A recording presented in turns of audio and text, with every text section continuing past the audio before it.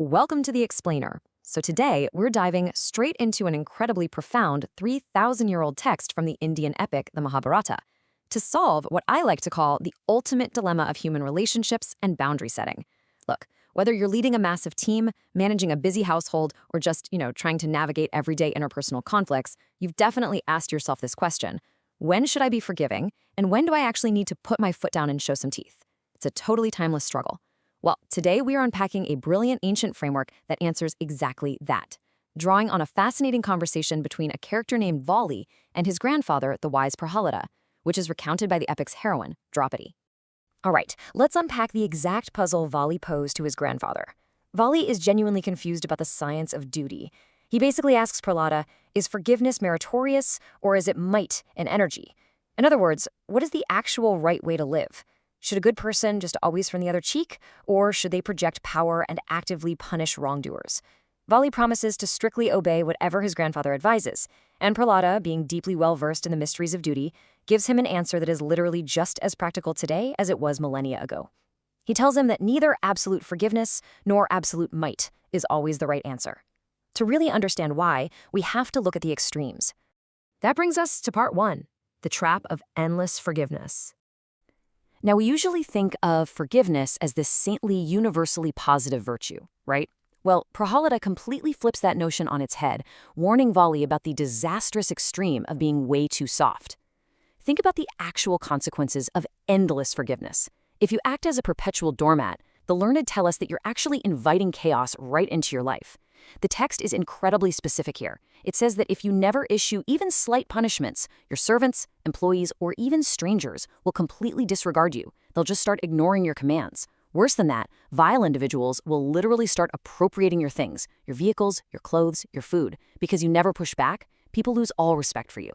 Eventually, even your own family members and attendants will begin to speak harshly to you, and wicked people will actively seek to injure you simply because they know for a fact there are zero consequences.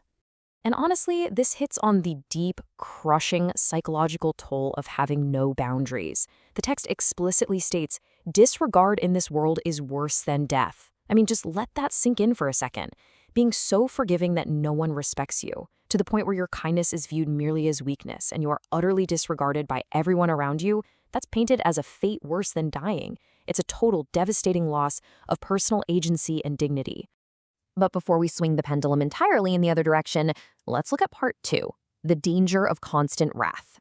So what happens if you decide, you know what, I'm never forgiving anyone, and you rely entirely on might and punishment? Well, when we compare the two extremes, we see this fascinating mirror image of misery. While the ever-forgiving person is robbed and disregarded because they're too soft, the man of wrath, the one who relies only on his own energy to inflict punishments on everyone, suffers a totally different kind of ruin.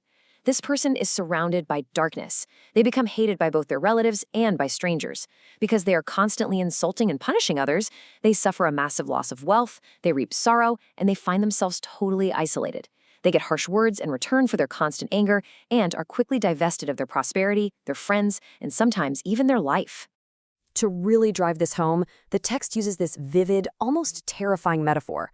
A person who constantly puts forth their might against everyone, benefactors and foes alike, becomes an object of total alarm to the world, like a snake that hath taken shelter in a house to the inmates thereof.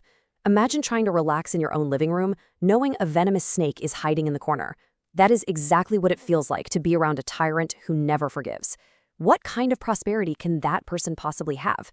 People will always do them an injury the absolute second they find a hole in their defenses, purely out of fear and self-preservation. Which leads us to the solution in part 3, the ancient rules of engagement. So, how do we find that sweet spot? The crucial point is finding the synthesis between these two disastrous extremes. You can't be a doormat whose property gets stolen, and you certainly can't be a venomous snake hiding in the house. Prahlada provides a brilliant Goldilocks solution with this really powerful maxim: he that becometh forgiving at the proper time, and harsh and mighty also at the proper time, obtaineth happiness both in this world and the other. It is all about calibration. Success and happiness don't come from being universally soft or universally harsh. They come from sharp situational awareness. You have to deploy forgiveness and might strictly at the proper times. But of course, how do you actually know when that is? Well, the text doesn't leave us guessing. This builds into a highly specific master rubric for conflict. Prahlada maps out exactly how to react to different types of offenses. First, the initial offense of every creature should be forgiven. We all make mistakes, right? So that first transgression gets a pass.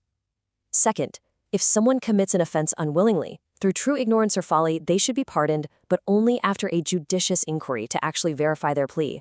But here is where the strict boundaries come in. If crooked men offend you knowingly but then try to plead ignorance, they absolutely must be punished, even if the offense is trivial.